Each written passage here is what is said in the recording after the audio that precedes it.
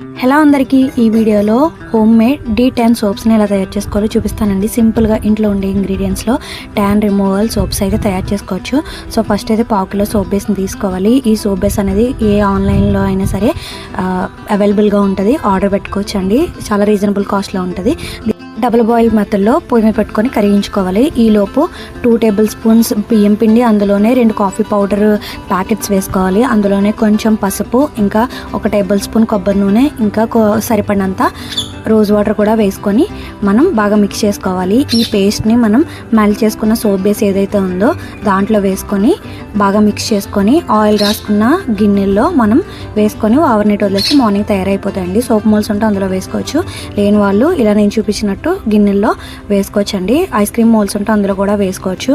So full video నేను ఇక్కడ కింద టైటిల్ దగ్గర ఇస్తాను, ప్లీజ్ చెక్ చేయండి. నేను క్లియర్గా అన్నీ చెప్పాను అందులో. ప్లీజ్ వీడియో నచ్చితే లైక్ చేసి సబ్స్క్రైబ్ చేసుకోండి.